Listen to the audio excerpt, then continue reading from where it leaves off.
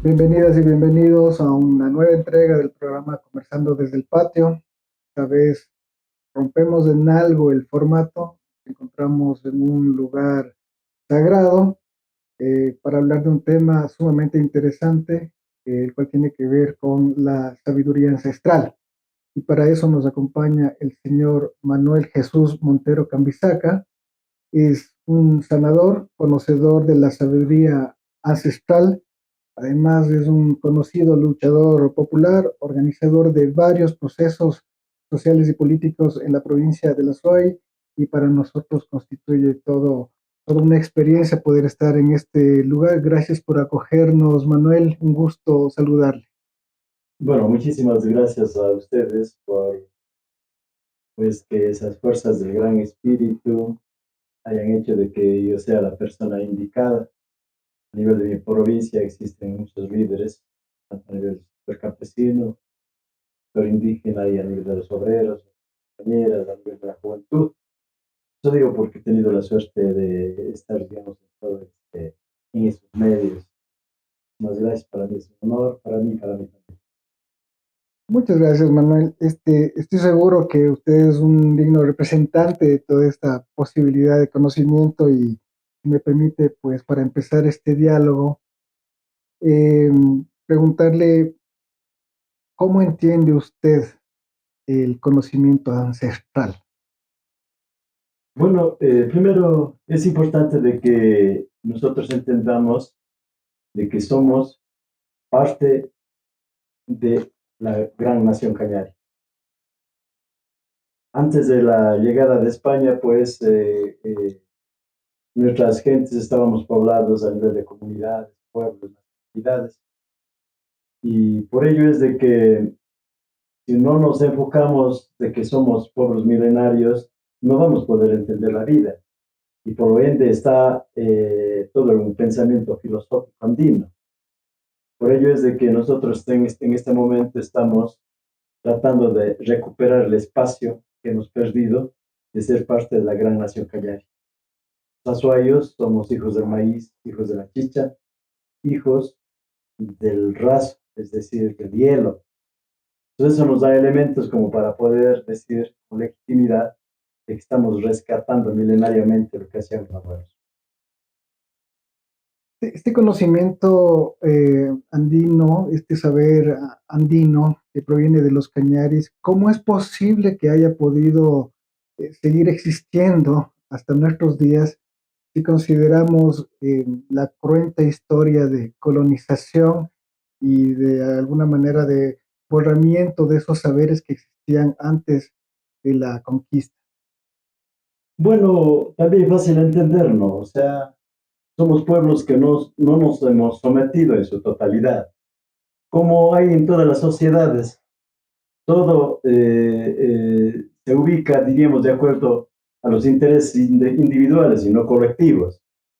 Y yo realmente en toda mi vida organizativa, que estoy desde 1972, me he dado en cuenta, ¿no? Mucho se hablaba del marxismo-leninismo, mucho se habla, digamos, de crear movimientos políticos, en el caso nuestro de Pachacuti como brazo derecho, pero a la final cuando tienen que ya asumir responsabilidades, primero tenemos que empezar entendiendo filosóficamente de que dependemos de un Estado que no es el nuestro, un Estado completamente dependiente a los intereses, diríamos, de las grandes clases dominantes.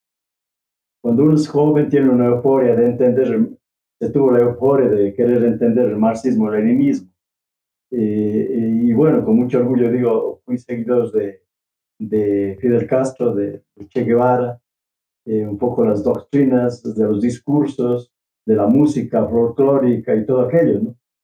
Y eso obviamente unido también a ese pensamiento de nuestros jóvenes universitarios, porque ellos también apenas oían una organización, se conectaban con nosotros y cada cual empezaba dando sus filosofías.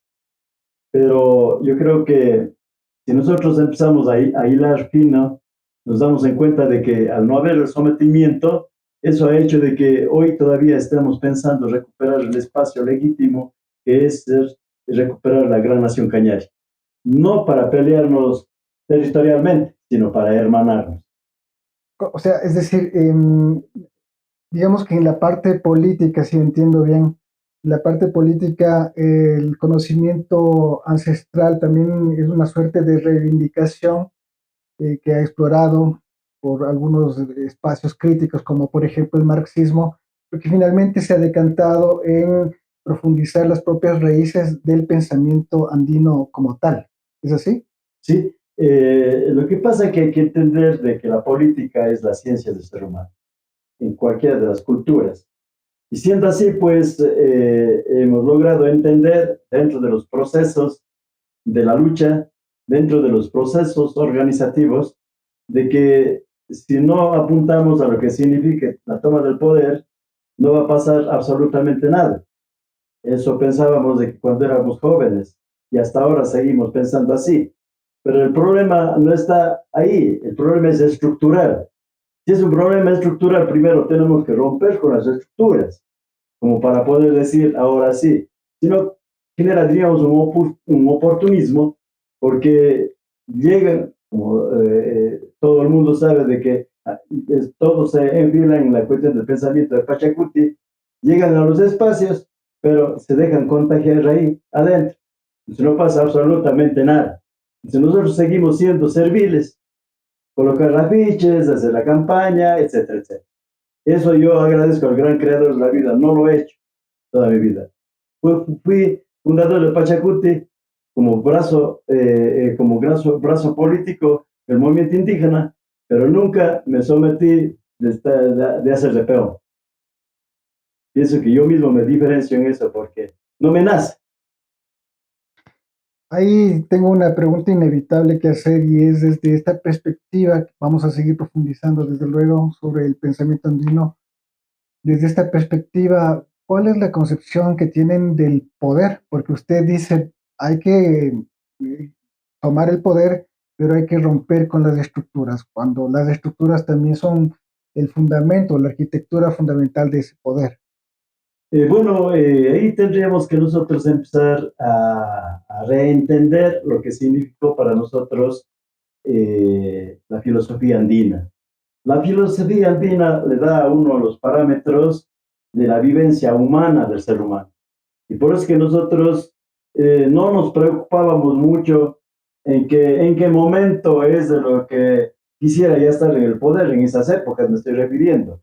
Eh, Obviamente también había quien tenía que gobernar, y se lo denominaba como nuestros taitas, como nuestros curacas, por ejemplo, ¿no? Y estos tomaban en sí la responsabilidad, ¿no? Y al tomar en sí esa responsabilidad, hacían de que definitivamente puedan responder a las comunidades como si fuesen sus propios hijos. Es decir, ahí empato con lo que, aunque invisiblemente, le tenemos al gran espíritu, al gran creador de la vida. Unos decimos Dios, otros dirán Jehová, no sé, cualquier cosa, ¿no? Pero hay un ordenador de la vida que mira por todos, ¿no? Él no está diferenciando si eres criminal, si mataste a una o dos personas. Tiene el momento de la divinidad que puede jalarnos, como quien dice, de los oídos, igual que nos estaba ocurriendo las grandes lluvias, los grandes terremotos, los temblores, etcétera, etcétera. Es decir, conjugado en lo que nosotros decimos entre el gran Aguapacha y el Ucupacha, es decir, la madre tierra y las cuestiones de los apus, ¿no? De la divinidad. Un poco así lo analizamos para poder entender de que, y por eso he dicho al inicio, de que el problema es estructural. Mientras aquí no cambiemos de pensamiento, no, pero un pensamiento colectivo, no porque salga algún Copérnico y dice, yo sé todo. Ahí por eso aquí hay un pensador que dice que todo sé y que nada sé, algo así, ¿no es cierto? Yo creo que eso ha sido muy sonado también a nivel de las universidades, las filosofías.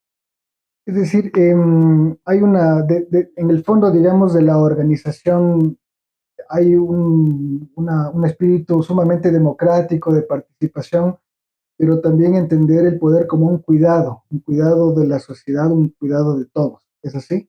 ¿Sí? Porque cuando elegimos a nuestros curacas, a nuestros líderes, como el caso en este momento de Leonidas, él no está pensando particularizadamente, está pensando en el país, ¿no? Y muchos ya están diciendo, no, es que lo que pasa es que quiere ser gobierno, pero no creo que esté negado ese derecho también, ¿no? Ahora, otra cosa es de cuando llegue a esos espacios, qué es lo que va a ocurrir, pero ahí estamos, diríamos nosotros, y por eso estamos nosotros planteando desde lo que dice la misma Constitución, las comunas, los pueblos, las nacionalidades son parte del Estado ecuatoriano. Cuando nosotros soñamos un día de que aquí en el Azuay, de manera particular en Cuenca, de que deberíamos ya no ser los servidores del alcalde, que ellos a dedo nos ponían en las juntas parroquiales, a un compadre, tú vas a ser de la junta parroquial. Dijimos, no, vamos a organizar una organización que se llamaba eh, la Asociación de Parroquias Urbanas y Rurales de Cuenca. Y de ahí surgió, en la época de Fernando Cordero, surgió el pensamiento de decir a Fernando Cordero, bueno, ya es hora de que nosotros, que hagan una ordenanza para que en Cuenca al menos seamos nosotros los que nombremos a nuestros gobiernos, a nuestros curacas, en nuestras comunidades. Y eso logramos. Luego, bueno, vinieron Susana González, que era diputada, de pronto oyó esos sonidos que había por acá, nos dijo, presten para ver cómo está la cuestión de la ordenanza, y ahí pues difundió a nivel de los asambleístas o diputados, y salió, diríamos, lo que hoy son los gobiernos más cercanos para nosotros, que lo consideramos hasta ahora, pero ahí también estamos pensando que ya en esta vez ya no vamos a ser, diríamos, simplemente los votantes nada más, porque eso es lo que hemos hecho. O sea, somos mandantes un momento, pero cuando ya elegimos, ya dejamos de ser mandantes. Entonces ahora nos estamos conversando a nivel de las parroquias de que tenemos que ir generando una fuerza. Ya no más, diríamos, de que hayamos caído en una dependencia total de un Estado o de un Estado centralista, sino que debe haber realmente, diríamos, un verdadero liderazgo en cada uno de nuestros gobiernos, de los más cercanos que tenemos los gas parroquiales. Eso me lleva a preguntarle también sobre la concepción que se tiene desde la filosofía y desde el pensamiento ancestral sobre la ética, considerando también que lamentablemente, ¿no? Los últimos hechos eh, proponen a personalidades del movimiento Pachacuti como de alguna manera cuestionados éticamente por ciertas declaraciones. ¿Qué dicen las bases al respecto? Que aparentemente habría una incoherencia, ¿no? Entre los líderes sociales con esta idea de poder, de cuidado, de participación, de corresponsabilidad con sus electores, ¿no? Nuestro pueblo dice, la voz del pueblo es la voz de Dios. Es, diríamos, dentro de los mismos procesos ya se les da el castigo necesario. Por ejemplo, en el caso de Yacu Pérez, de que logró una dignidad en el Consejo Provincial, pero luego no terminó su periodo y se lanzó, que no está malo también, pero alguien de los politiqueros debían haber aconsejado, no, pues más lánzate para la presidencia de la República, pero en esta vez, de acuerdo a las estadísticas, hemos visto aquí en la SOE que prácticamente ya no tenía la misma respuesta que tuvo antes. Eso es traicionar a mí mismo y traicionar, diríamos, a las gentes que tomó confianza en decir, hombres que salen de la lucha de los pueblos, del movimiento indígena, que iban a ser una alternativa. Entonces, mire, así nos desbaratamos nosotros mismos. ¿Por qué? Porque no tenemos una filosofía completamente clara para decir, este es mi pensamiento. Por ello es de que dentro de la filosofía andina, y también dentro de la bíblica dice, si tu hermano no tiene que comer en la casa, tú deberías de ayudarle. Pero cuando se refiere al hermano, no está diciendo al hermano de sangre, sino refiriéndose a la comunidad. Y cuando ya uno termina rompiendo eso, ese ego, se genera ese otro ego del querer ser el yo. Y cuando uno empieza queriendo ser el yo, ya se fregó todo. Terminan los liderazgos. Saliendo un poquito de los temas políticos, pero para entenderlo en perspectiva, me gustaría que nos indique cuáles son como los puntos centrales de la filosofía andina, de la sabiduría ancestral. Bueno, ahí está los tres principios fundamentales de la mayuya, la maquilla y la mashua. Y claro que estos elementos es muy difícil, diríamos, practicarla, igual que en la Iglesia Católica también tienen la cuestión de los mandamientos, ¿no? De la época, ¿Cuáles serían para que la gente pueda la identificarlos? mayuya. O sea, no ser, como quien dice, no es ofrecer cosas que no va a poder dar. Yo no puedo ofrecer algo que no puedo dar. Voy a ser el alcalde de Cuenca. Aspiro de que con el alcalde electo ahora, que habla de los radares, creo que ellos de que no va a dar funcionabilidad. Yo pienso que si tiene el apoyo de los cuencanos, yo pienso que sí va a ocurrir. Pero si no, simplemente ya me generé, diríamos, por eso dice amayuya, no hables mucho, habla lo que hay que hablar, ¿ya? Entonces, la maquilla, ¿no? La maquilla igual, pues, ¿no? No haz las cosas, no te quedes en el escritorio, estés en territorio, no solamente te vayas en campaña electoral a estar abrazando a los guaguas, besando a nuestras esposas o a las abuelitas. Si ha sido un día, tienes que seguir yendo. No puedes dejarla ahí abandonado porque un día te fuiste por conseguir el voto, porque se convierte en un voto sagrado. Pero ya le hacen el sacrilegio en el momento de que después ya nunca más regresan y ni siquiera nos quieren recibir. Y por eso se perdió este otro alcalde también, el Palacio, precisamente por eso. Muchos decimos en campañas, pero en el momento no cumplimos con lo que se debe cumplir. Y cuando hablamos de la Mashua, pues, o sea, no generemos contratos, porque es obvio, pues cuando alguien me dijo que si un caso quería ser candidato a concejal y un compañero decía, pero pues, si quieres hacer eso, mínimo vas a gastar 20.000 dólares. ¿Y de dónde saco los 20.000 dólares? Entonces, para recuperarse, en el caso que se ganara, para recuperar, ¿qué tienen que hacer? Las componendas con las empresas, ya sea con las empresas camineras, con los que hacen las vías, etcétera. Nosotros nos preguntamos, ¿y por qué el mismo Consejo Provincial, por ejemplo, el municipio, teniendo elementos como maquinaria y todo eso, por qué no van haciendo ellos mismos y tienen que ser a empresas? Pues quiere decir que están, ¿por qué no decirlo? Robando, diríamos algo. O sea, por dicen, no hay ayuda, amashua, no coger algo que no se debe. O sea, siendo así cristalino en el compromiso, debería de ser así, por ejemplo.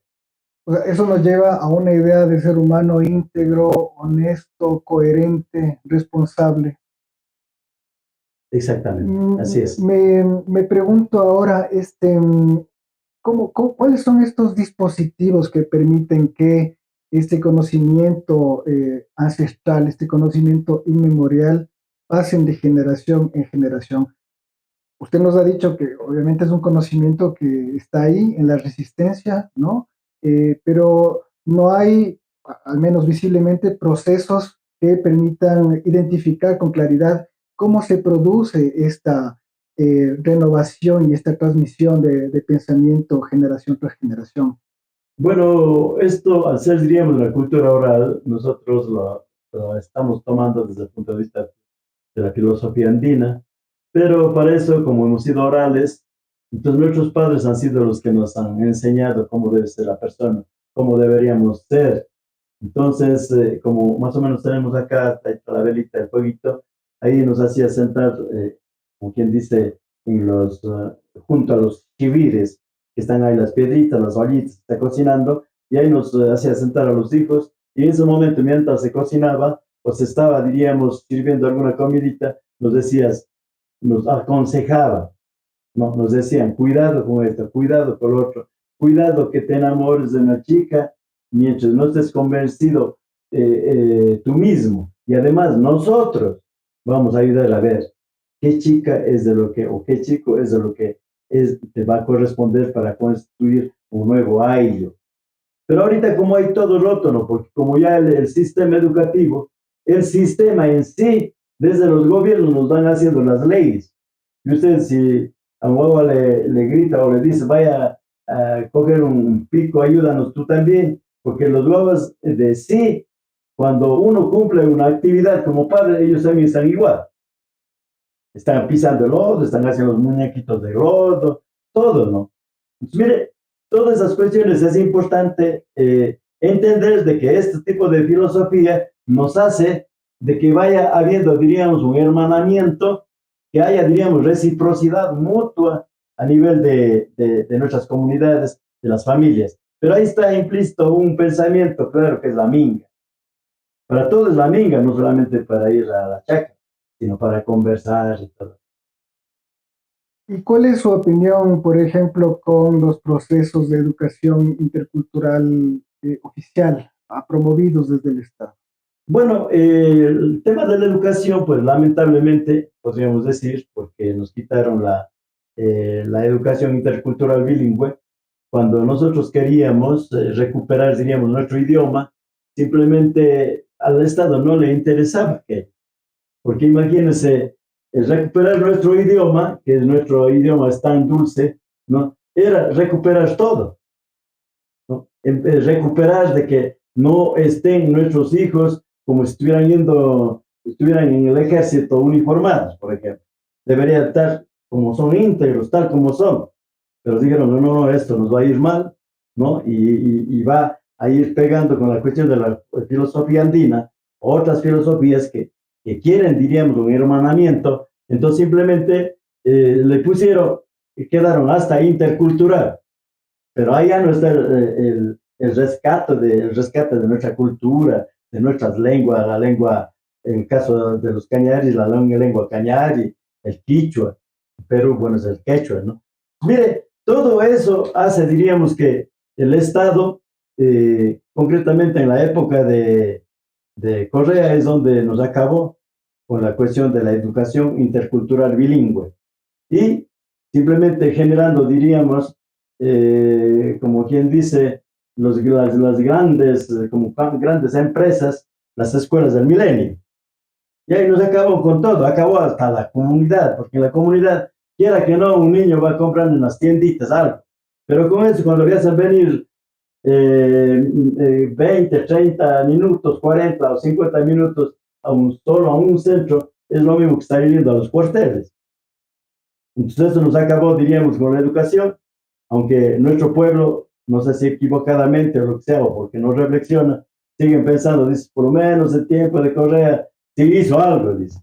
Pero claro, si, mientras no hacía algo, ¿y cómo hay tantas demandas que está teniendo? Por algo ha de ser, no creo que estén mintiendo, porque si están mintiendo, ya deberían todos ir a la cárcel los que están calumniando. Por ejemplo, ese es el pensamiento nuestro. Bueno, a partir de este planteamiento que usted hace, pero al margen de lo que usted está opinando, me gustaría saber el pensamiento que usted tiene sobre un concepto que en esta época marcó la política pública del país, que tiene que ver con el concepto del summa causa y que en la actualidad es prácticamente inexistente, ¿no? Es inutilizado. ¿Cuál es su opinión al respecto? Bueno, precisamente por eso es de que nosotros estamos en este momento a nivel de las organizaciones aquí en la SOAI, hermanados con las organizaciones de Cañar, ¿no? Para de una u otra manera ir generando un nuevo pensamiento, un pensamiento más real, más vivencial, ¿no? Un pensamiento en la que desde la educación, que la tenemos que ir impartiendo desde las comunidades, desde las organizaciones, porque cuando antes no teníamos profesores en nuestras comunidades, que era muy difícil, creo que no habían profesores en ese entonces, eran los propios dirigentes, los propios padres quienes enseñaban a sus hijos, porque imaginen lo que significa de que alguien hable de la chacra y solamente lo haga por intermedio de un audiovisual, que pudiendo ir y participar en las mingas de la chacra, que está tan fácil, en vez de estar en las aulas, estar ahí, diríamos, bajo cuatro paredes, ir a hacer las excursiones donde nuestra gente está trabajando, ¿no? Cuando yo tuve la suerte de estudiar en la escuela Alfonso Carrillo Heredia, a nosotros los profesores nos ponían que nosotros mismos hagamos la barreteada, o sea, con pequeños picos, que nosotros sembremos la zanahoria, por ejemplo. Y luego, claro, ya cuando uno es niño es medio travieso también, cuando ya había el frutito, sacábamos y veníamos comiendo en el camino, por ejemplo. Pero como ahorita la educación y todo es una cuestión generado, diríamos, la dependencia total. Inclusive, ahora, hasta los padres de familia tienen que dejar de trabajar para ir a hacer, por temas de seguridad, para hacer guardia, para poner los conos en vez de reemplazando a la policía o a los guardias, para dar haciendo ese trabajo. A veces vienen las instituciones, nos toman una foto, con eso justifican de lo que no hacen. Entonces ahorita diríamos, estamos en una educación completamente alineante, que está dependiendo, diríamos, a lo que el sistema, lo que quieren, diríamos, los países desarrollados. Y por eso es que nuestros hijos, los jóvenes, ya no hacen emprendimientos. El pensamiento que tienen es, aunque para morir, me voy a Estados Unidos. Y por eso es que las poblaciones a nivel de nuestras comunidades, nuestros hijos, como ser en el caso mío, están también familiares en Estados Unidos. Entonces ellos han dicho, pero ¿ustedes qué hacen estando en las organizaciones? ¿Y qué han sacado? Vean, nosotros ya tenemos casas, estamos generando ya, dirigiendo empresas. No pierdan tiempo. Entonces, ahora los papás que eran dirigentes, les invitan a los hijos, pues ya más bien han ido rompiendo los niveles organizativos también. Entonces, yo pienso que es importante de que el Estado, si quiere generar, digamos, una gobernabilidad desde el gobierno nacional, primero, pues, tiene que apoyarse, digamos, en el propio pueblo.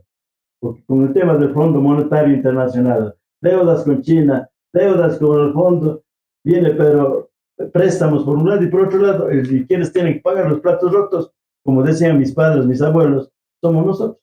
Así de simple. Y esto me lleva a otra pregunta que tiene que ver cómo se concibe un modelo de organización social en lo económico, en lo productivo desde la filosofía andina. Entiendo que la filosofía andina también aboga por una crítica al desarrollo economicista, ¿no? Y depredador de la naturaleza. Bueno, y también no creo que sea muy difícil. Tenemos que recuperar nuestras mingas, el cambiamanos que decimos nosotros. Entonces eso se va a hacer, diríamos, más fácil el poder ir generando, diríamos, los niveles de emprendimiento. Si yo produzco, diríamos, una buena cantidad de maíz, frijol, ave, etcétera, etcétera, entonces eso va, primero, facilitar en la alimentación de mi familia. Lo segundo, pensando en nuestros hermanos de la ciudad, porque nuestros hermanos de la ciudad viven como estar en jaulas, no tienen dónde poner siquiera una planta. Y ahí también el mal concepto de la planificación, por el hecho de que sea urbano, no hay una visión clara, diríamos, de quiénes están gobernando como alcaldes. Decir, bueno, dejemos una pequeña área que sea como obligación de que por lo menos pueda sembrar una remolacha. Y por eso es que la gente cuando sale de la ciudad y viene a visitarnos acá a Ucholoma, tienen ese deseo de ver al cuy, tienen el deseo de decir, nosotros mismos quisiéramos pelar la cebollita, el ajo, el culantro. Imagínese usted, a más de pelar, está energetizando porque todo lo que tenemos en nuestro contorno es energía. Todos somos energía. Entonces se van maravillados, ¿no? Sino que no hay, diríamos, políticas ni municipales, ni provinciales, ni de las juntas parroquiales para que entren en esta otra filosofía. Entonces estamos dependiendo. No sé si usted recuerda de Auqui Tituaña, cuando fue alcalde de Cotacachi. Él decía que para él el dinero del Estado era como ese cenicerito que tengo aquí. Él consiguió de las fundaciones internacionales, pero generando proyectos claros para el medio ambiente, para esto, para lo otro, etcétera. Entonces, mira, es cuestión, diríamos, de generar grandes propuestas y grandes proyectos y no queda sujeto y amparado de que el gobierno tiene que, si da bien, si da no, entonces hay que contar que haya sueldo para quienes están trabajando en los espacios. Y eso no, así no va el país a desarrollarse. Y los seres humanos cada vez nos están empujando para que salgamos de aquí. Porque como saben que esas zonas son mineras, ¿no? Entonces dicen, no, pues mientras tengamos en otro lado, los defensores ya van siendo veteranitos y ya se han de morir también, ¿no es cierto? Yo creo que por ahí va también el asunto. Ahí tengo dos preguntas, si me permite. La Son, primera sí, es, gracias. La primera es, eh, la relación con la naturaleza del pensamiento ancestral de la filosofía andina y la otra es sobre los depositarios de este conocimiento. Me gustaría volver a aquello. Usted nos ha hablado de la transmisión oral de padres a hijos, pero usted tiene aquí todo un altar que seguramente fue recopilado en una experiencia de vida, ¿no? O tal vez usted tuvo otros maestros, otras maestras. Por favor, también me gustaría escuchar Bueno, la primera era, sobre la relación con la naturaleza. bueno, para un andino, para un ser humano que ha venido a poblar esta nuestra Aipamamita que decimos nosotros, nuestra Pachamama, ¿no? Que es prácticamente nuestro universo, no sería, diríamos, algo raro el no pensar de que tiene que haber esta conexión, tiene que haber ese respeto a la madre tierra. Es decir, tiene que haber, diríamos, un hermanamiento con aquello, con todo lo que está en el entorno de la madre tierra, ya sean los animalitos, nuestros árboles, nuestras plantas medicinales, que tanto han sido satanizados, ¿no? Por ejemplo, la coca, satanizado de que esa es droga. Claro, si le hacen compostiones, obviamente eso le pone a volar. Pero en cambio, nuestros hermanos de Perú y de Bolivia, ellos trabajan mucho con la hojita de coca. Y por intermedio de la hojita de coca, ven qué tipo de enfermedad es lo que tiene. Es, mire, lo importante que es la hojita de coca. Pero eso ya convertido en droga, claro, están a volar, ¿no? Igual, no tenemos que satanizar también a la caña de azúcar.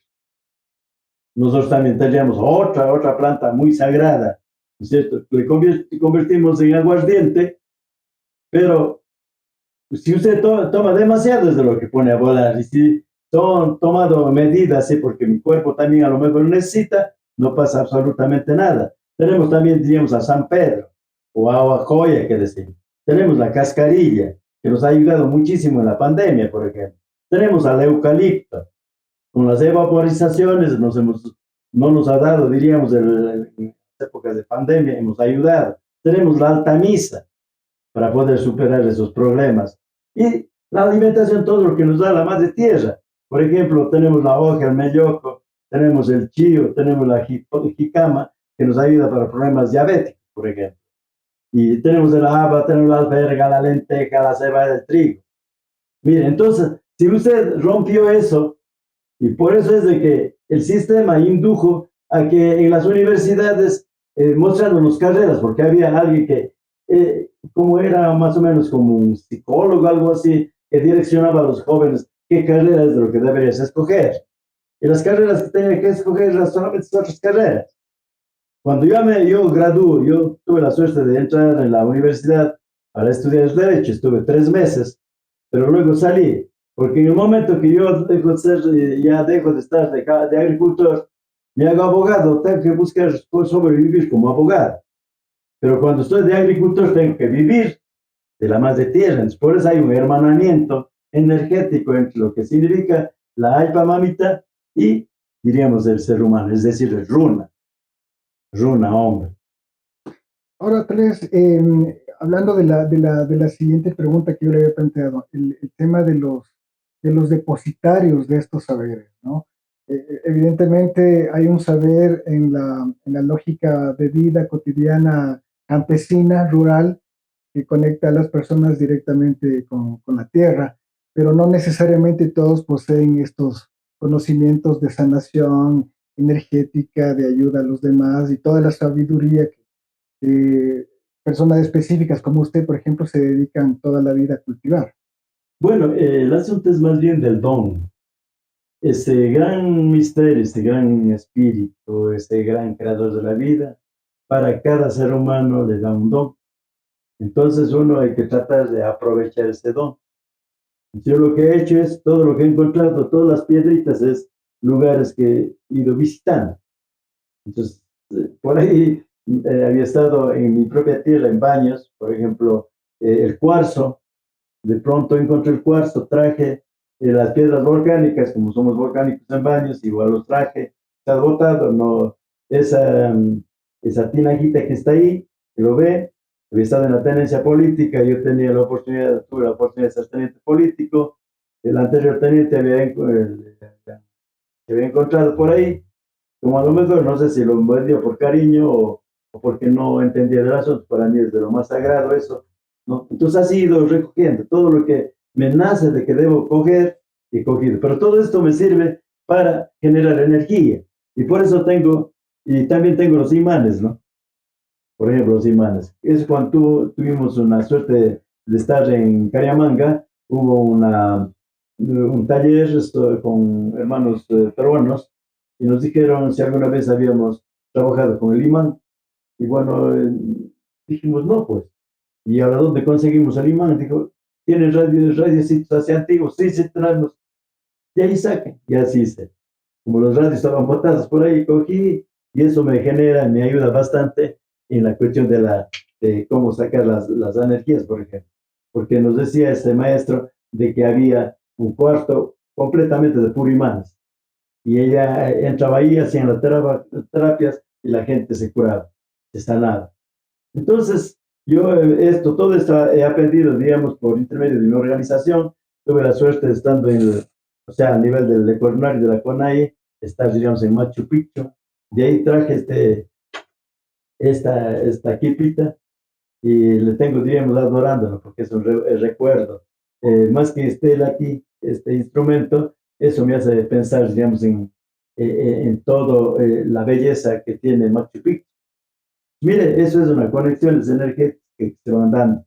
Y por qué no recordar, digamos, a Alberto Taxo, no sé si ustedes conocían, un gran sanador de Cotopaxi y un gran luchador que estuvieron en los levantamientos, pero ya ha fallecido, que me contaron, ¿no? Un gran taita. Él nos daba, digamos, conferencias también. El otro Celso Fiallos, hijos digamos, de gente pudiente, ¿no? Pero él entró en la Amazonía y empezó a estar desde muy jovencito ahí y aprendió muchísimo. Es un gran chamán, entonces él es un taita mío dentro de la cuestión de la medicina, una gente muy sabedora del asunto.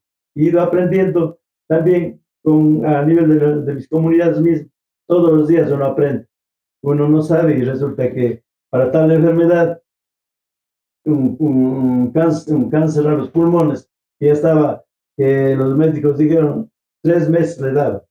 Y les dije, y el saber milenario de nuestra gente, que con el berros se curaba de eso, y se curó una persona como testimonio, y así. Entonces, más bien, todo está interrelacionado en lo que ese gran creador de la vida genera orden. O sea, yo todos los días me conecto con él y le digo, en vez de que yo sea el que hable, seas Señor tú el que hables, por intermedio de mí. Y creo que así ocurre. Qué interesante. Antes de salirme a la pregunta, yo he escuchado que algunos líderes, ¿no? Cuando hay marchas populares, a veces tocan un instrumento para llamar a la gente. Supongo que son significados que tienen para las comunidades. ¿Qué significa cuando usted invoca al pueblo tocando el instrumento? Bueno, primero lo que se trata de conectarse, diríamos, con el aire, con el gran elemento, el aire, que dentro de ello está, diríamos, el oxígeno, porque sin ello no podríamos nosotros vivir. Si usted solamente alguien le tapa unos 10 minutos, prácticamente usted ya, si no le destapan enseguida, ya no volvería a la vida. Entonces, esto nos permite, diríamos, tener una gran conexión con el elemento aire. Por eso es que le pongo en esta parte, en la parte, diríamos, de los Apus, del norte. Entonces, al tocar esto, pues, me genera, diríamos, el pensamiento de unión con el aire. Pero esto en nuestras épocas, al hacer sonar el churo, que es eso, ¿no? Y esto, la bocina más está relacionado hay una música de la bocina también, ¿no? Pero es para llamar, diríamos, a una minga, llamar por los peligros que estamos teniendo. Ahorita ya nos reemplazó las sirenas a la quipa, pero no era tan así facilito que quipemos nomás, porque uno para que oiga toda la población, toda la comunidad tenía que ir a una partita alta. no para que el sonido sea más sonoro. Entonces es un instrumento que nos ayuda y es un convocante a la minga. Y por eso es que cuando yo estuve últimamente, no sé si usted estuvo en el Consejo Provincial, creo que sí, cuando la prefecta, cuando estaban haciendo preguntas, yo hice sonar esto y no sabía porque yo estuve al último. Dice, no, pues esto nos generó de energía. Bueno, no sé, me dirían para que siga tocando, o ciertamente les generaría energía. Cada cosa que hacemos dentro de nuestro quehacer diario genera energía, porque se trata de que entenderse que nosotros somos energía, igual que la madre tierra, ¿no? En una comparación que nosotros entre el Jawapacha estamos, este es el planeta Tierra, estamos ahí, pues tiene que haber conexión, por eso es que decimos no a la minería, por ejemplo, porque nos están acabando, diríamos, con el único imán que vamos teniendo. Por eso dice que el planeta ya ha descendido un poco. Imagínense si nos van sacando todo nuestra vida, podríamos decir. O sea, cuando hablamos en las marchas, estamos diciendo el agua es vida, la tierra es vida, o sea, no estamos diciendo de locos, sino que es así. Sino que lamentablemente el sistema no le interesa eso, los sistemas capitalistas. Entonces hay que empezar a construir un sistema de hermanarnos como hijos de ese gran creador de la vida, como hijos de ese gran espíritu. Em, Ahí va mi pregunta con respecto al tema de, bueno, primero el pensamiento andino, la filosofía andina y el pensamiento ancestral, ¿no? Tiene una relación muy estrecha con la vida, con la naturaleza, pero usted también habla sobre la energía y habla también sobre lo sagrado y podemos ver también aquí dentro del altar, hay imágenes que corresponden a otro tipo de religiones, ¿no? ¿Cómo entender ese sincretismo también, ¿no? ¿Cómo entender este lado sagrado? ¿No? La filosofía andina no se contradice con lo sagrado.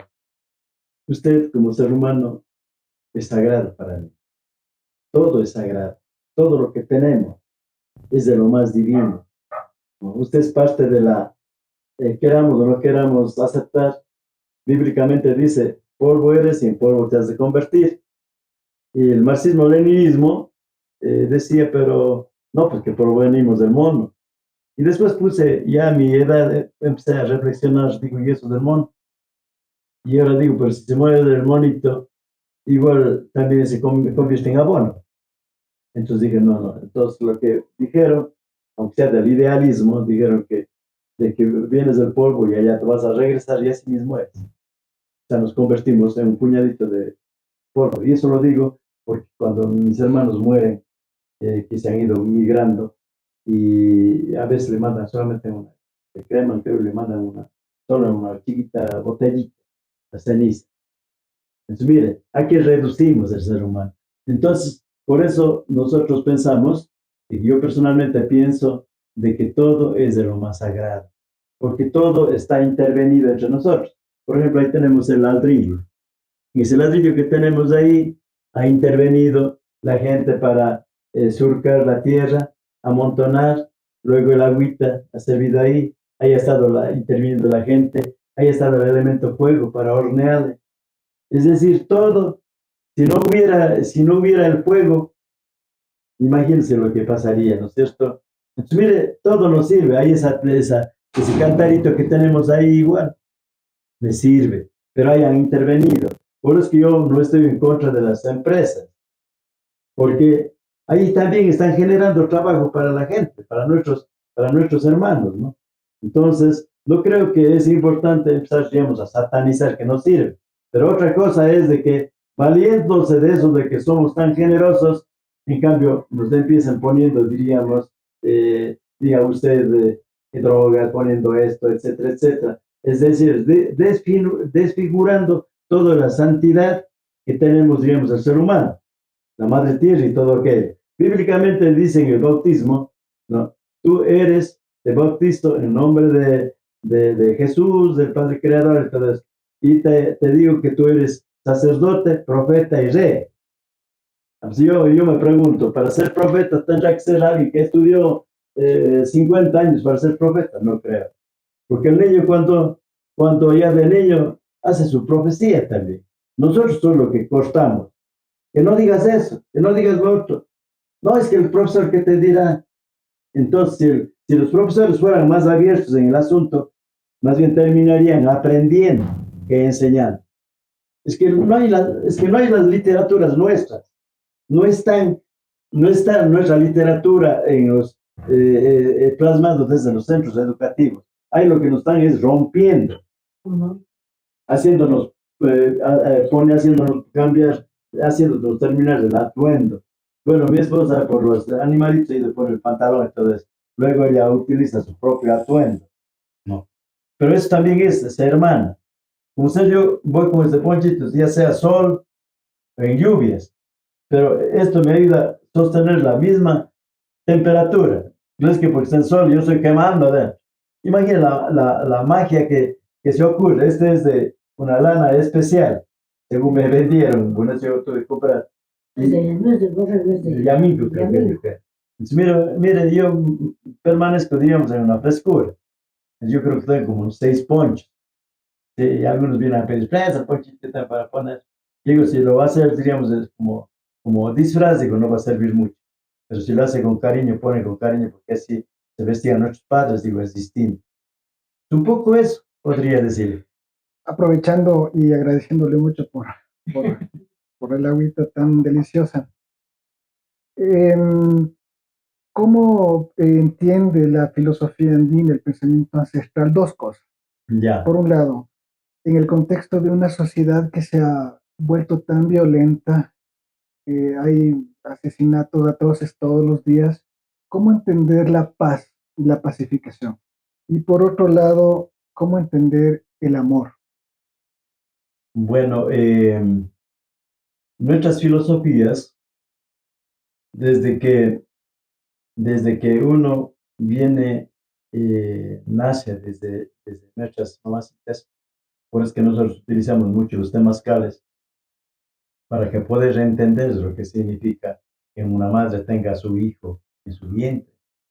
Desde ahí, por lo menos, aunque sea en el entorno, ahí es todo el cariño, toda gratitud, todo el respeto a la madre, a la mujer. Por eso es que en el mundo andino no hay esa discriminación a la mujer. Por eso es de que para nosotros la mujer es de lo más sagrado, es de lo más divino, ¿no? Porque si no hubiesen las mujeres, no hubiéramos seres humanos. Entonces, bueno, nosotros cuando hablamos de la filosofía andina, estamos hablando más bien por todo el corrido de la montaña, ¿no? De todo esto lo que tenemos. Está, digamos, Perú hasta Bolivia, etcétera, etcétera. Por eso hablamos, diríamos, de la filosofía andina. Pero no por lo que alguien ha escrito esa filosofía y ahí está como el marxismo-leninismo, por ejemplo, sino que es más bien, ¿qué podríamos decir? Si somos andinos, o sea, una filosofía nuestra, ¿cierto? Entonces, por eso es de que nosotros pensamos de que la única forma de generar ese hermanamiento es juntando saberes para proyectarnos para el futuro, para nuestros hijos, un nuevo pensamiento. ¿Por qué un nuevo pensamiento? Porque ya el sistema se adelantó a nosotros, nos quitó todo lo que eran nuestras enseñanzas diciendo y haciendo, es decir, en territorio. Como ya nos pusieron, nos metieron en las aulas y ahí hasta salimos enfermos, porque si el piso está así como está aquí de cemento, ya a mí ya me está enfriando las piernas, por ejemplo, ¿no? No es lo mismo que estar en una casita que está de adobecito, de paja y de tierrita. No es lo mismo.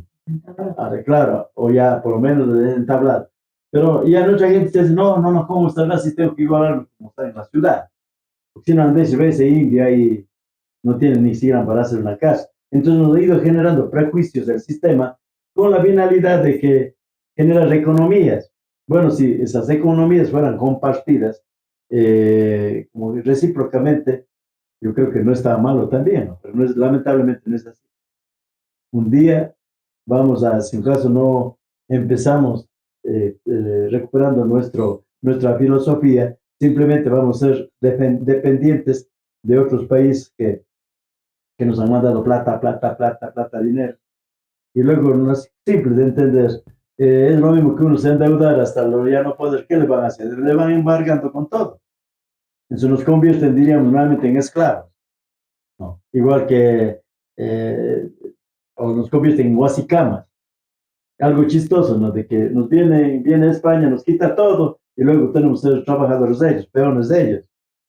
Eso es lo que ha pasado. Yo digo porque yo a mi edad de 7 años trabajé aquí en la hacienda, donde hoy es del Colegio Borges, los sábados y domingos pastoreando los ganados, cuidando para que no salga por la cerca. ¿Y cuánto me pagaban? Era 6 reales, allá era por sucres. Entonces, mire, todas esas cuestiones nos hace pensar de que sí es posible, pero para eso nos tenemos que tenemos que empezar a hablar, a conversar. Y por eso que yo le decía de que tenemos un proyecto y estamos hablando de la diáspora, que significa para nosotros eh, la desintegración que tenemos ahora está siendo plasmada en un proyecto que estamos trabajando ya a nivel de las comunidades para nuevamente reunificarnos. Pero no generar broncas, es decir, de que ahora la gran nación cañara queremos recuperar, era hasta la costa el territorio y ahora quitemos a los de la costa. No, no se trata de eso, sino cómo nos hermanamos. Y por eso es de que también se va a realizar, digamos, el Congreso de Pachacuti, porque están rompiendo los esquemas que estaban planteados desde nosotros. Simplemente, ya, quien quiera que vengan. Alguien decía, alguien que le conocía yo, no, decía, yo soy fundador desde el nacimiento de Pachacuti. Yo digo aquí de las Suárez, ¿dónde estaría? Porque la única organización que había en ese entonces somos nosotros. Y lo que nació luego la UCI. Y después nació la organización, la POA de Carlos Pérez. Calculadita nada más. Entonces, mire, todas esas cuestiones nos hacen pensar de que sí es posible. No ya, pero sí. Pero tampoco creo que porque llegue Isa a la presidencia de la República va a cambiar. Ese sería tener un sueño también, porque el problema es estructural. Si estuviéramos con una estructura bien centrada, diríamos, de la filosofía de los abuelos, sí cambiaría. Pero medio veo, medio duro. Yo creo que las nuevas generaciones hay que trabajar pensando en ellos para que desde nuestros años, desde nuestras familias, empecemos a filosofar. Mijos, esto éramos nosotros. ¿No? Ahora llega el momento, pero tenemos que construir en escuelas de formación desde los niños, desde nosotros los padres, porque nosotros los padres también ya estamos olvidando, diríamos, de lo quiénes mismos éramos, porque ya de un hermano que nace un hijo, ya se van distanciando de las familias, cuando hay que empezar, diríamos, nuevamente recuperando el aire, la familia, para, si queremos construir algo distinto, que es un sueño, pero todo el mundo ha soñado para poder hacer realidad. Supongo que Cristóbal Colón también ha soñado en algo para luego inventarse de que está llegando, diríamos, a descubrirnos, ¿cierto? Y ahí estamos jodidos. Sí. No me puedo despedir sin hacerle una última pregunta, aprovechando palabras. Que nosotros vemos que en la sociedad occidental a los adultos mayores y a los abuelos se les descarta. Y en la filosofía andina, en el saber andino, más bien se les rescata. Usted habla de la sabiduría de los abuelos. Me gustaría saber cómo se concibe a los adultos mayores, a los ancianos, eh, cuál es el papel que juegan en la organización de la sociedad. Bueno, yo considero de que en los gobiernos, yo estoy planteando el otro día, planteaba al gobierno Delgado de Baños, al margen de que no haya participado en elecciones, porque no, en ninguna parte de la ley dice que usted no pueda reclamar o generar ideas si no es elegido. Pero otra cosa es de que a los mayores les mandan para los lugares de los ancianos, ¿no? Es decir, le empiezan dando los bonos, ya como que dicen, ay, vive ahí como mendigo, ¿no? Cuando ahí está, diríamos, como quien dice, la sabiduría. Si a cada adulto mayor hiciera que hubiera, diríamos, las autoridades que dijeran, escribe un tema de tu vida, de todo lo que eras, y salieran muchas cosas, o alguien dedicara, diríamos, ir a grabar, muchas cosas, saldría un sinnúmero de sabiduría. Y por eso es de que a nivel del movimiento indígena, ¿no es cierto? En el movimiento indígena son los taitas que son los que dirigen las luchas, los levantamientos. Y bueno, los sanadores tenemos que estar adelante, ¿no? Cuando ellos nos piden, vamos y hacemos ceremonias, grandes ceremonias, porque ahí es el asunto, diríamos, del compromiso y el hermanamiento. Y por eso alguna vez estuve diciendo de que la religión católica más ha crecido es, bueno, por Jesús, por lo que han visto, aunque sea en películas y todo eso, pero no porque hay un trabajo de los sacerdotes así entregado en las comunidades, que para ellos es fácil, imagínense. Para nosotros es difícil, porque nuestra gente también es incrédula, ya no hace caso, diríamos, de nuestra teología, mejor dicho, de nuestra eh, solamente oral que nosotros tenemos. Además de decir que con qué derecho viene, diríamos, a dar, y él sí sabrá. Y por eso yo también, porque yo me inicié con la cuestión de la Biblia, cuando estoy en los espacios, pues, me dan espacio. Por ejemplo, voy el día domingo, me voy a baños y apenas me ven, entonces dice, venga y usted haga la primera lectura. Venga, haga la segunda lectura, haga esto, ¿no? A veces mi esposa medio se molesta, dice, porque no ve que nos van llevando adelante y nos hacen sentar unos allá en el altar mayor también. Y mi esposa dice, ¿y para qué? ¿Por qué te vas? Dice, pero no es mi culpa, es el gran ordenador de la vida, es de lo que dirige, de que a quién le van a coger que lea la lectura. Entonces ahí uno se va entendiendo, diríamos, de la importancia de estar en estos espacios, porque queramos o no queramos aceptar, ya prácticamente la religión católica es lo que tiene, diríamos, la mayor cobertura.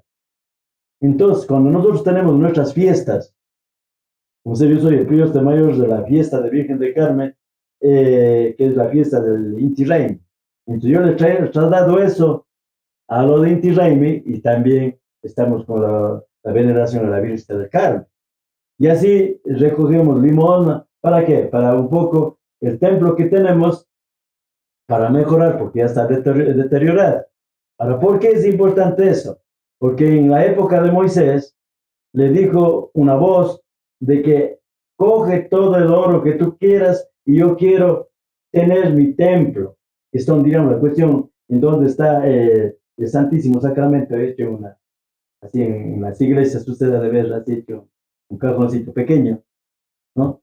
Entonces, mire, si uno rompe todo eso, realmente es grave. Yo, por estar de teología de la liberación, que impulsaron desde Monseñor reunidas por año, a mí me persiguieron 25 años desde el púlpito, mandando pasquines, mandando eso a Loja, todo el mundo nos mandaban los pasquines, porque los curas no estaban de acuerdo con este nuevo pensamiento. A la final vencimos, porque antes se leía en las misas, era en latín, y a espaldas del pueblo. Después ya dieron. Entonces dijeron, no, no, esto tenemos que tomar la filosofía, tenemos que tomar la filosofía andina.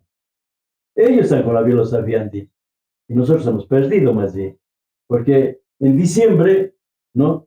Se celebra el Capac Rain, en las fiestas de los niños, pero en las fiestas de los cultivos de la chacrita que ya estábamos ya casi deshiervando.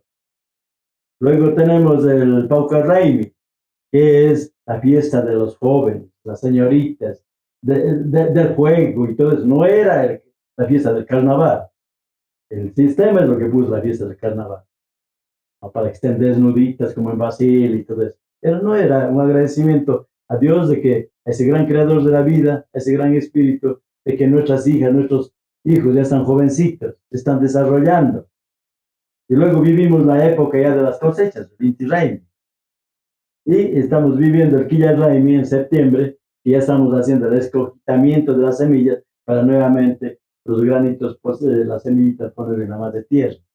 Entonces, mire, es algo que ni yo mismo logro entender de lo que tantas cosas, ¿no? Tanta sabiduría de nuestros abuelos que lo han ido plasmando, que imagínense que nosotros venimos de miles y miles de años, inclusive desde antes de Cristo, estamos con estas filosofías, ¿no? Y algo diríamos de lo más lindo, más bien sería lindo de que ustedes nos ayuden un poquito a difundir estos nuevos pensamientos. nuestros pensamientos no es de que armemos aquí la cuestión de la guerrilla, ni mucho menos, sino que tenemos que ir generando las escuelas de sabiduría desde nuestro nieto. Don Manuelito, agradecerle mucho por este momento de compartir su saber, su entendimiento, su perspectiva. Eh, para ser igual respetuoso con el espacio que usted nos ha brindado, con su bendición nos despedimos y nos despedimos de todos los espectadores y espectadoras que nos están viendo. Bueno, como hemos hablado bastante de la tierra, del cultivo, te voy a hacer una música de los, con la música de los arados y los embríos.